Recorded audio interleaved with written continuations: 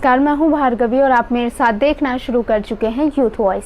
Bank ग्राहकों को झटका लगने वाला है। वैसे अगले माह लगभग 21 दिनों तक किसी न किसी रीजन की वजह से बैंक बंद रहेंगे। खबर ऐसी भी आ रही है कि कई बैंक अपने एटीएम सेवाओं को बंद कर रहे हैं, लेकिन यहाँ उस चुनिंदा बैंक की लिस्ट है। पूरी खबर जानने के लिए हमारे इस वीडियो को अंत तक जरूर देखें। कहीं ऐसा ना हो आपका बैंक भी इस दायरे में आता हो और आपका एटीएम ना बंद हो जाए। जो बैंक अपनी बैंकिंग सेवाएं बंद करने जा रहा है, उनके वरिष्ठ अधिकारियों का कहना है कि लोग सेवाएं जारी रखने के लिए मोबाइल बैंकिंग और इंटरनेट बैंकिंग का भी सहारा ले सकते हैं। पिन कैसे जनरेट किया जाए, कैश कैसे ट्रांसफर किया जाए, मिनी ट्रांसफर आदि सभी सुविधाएं अब ऑनलाइन मोड के रूप में उपलब्ध होंगी।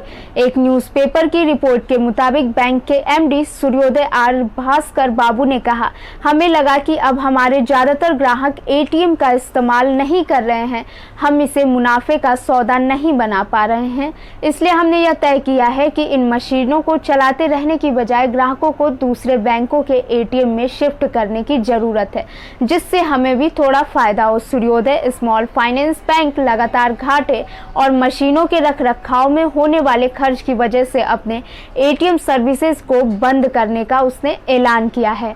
आज तक की एक खबर के मुताबिक इस साल 30 जून तक सूर्योदय बैंक के पास कुल 555 बैंकिंग आउटलेट थे, जिनमें से 97 लायबिलिटी फोकस आउटलेट थे और कुल कर्मचारियों की संख्या भी ज़्यादातर यानी लगभग 5000 के आसपास थी।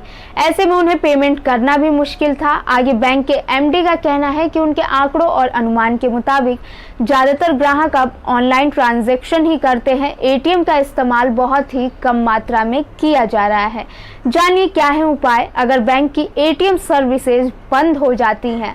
तो आपको बताते चले, ग्राहक परेशान ना हो। बैंक के द्वारा कहा गया है कि ग्राहक किसी भी अन्य एटीएम जाकर अपने क्रेडिट या फिर डेबिट कार्ड का उपयोग करके पैसे निकाल सकते हैं। इसके लिए बाकायदा उन्हें कोई भी शुल्क या किसी भी प्रकार का कोई चार्ज नहीं देना होगा। उधर आप सभी ने देखा होगा कि कई बैंक घाटे में गए।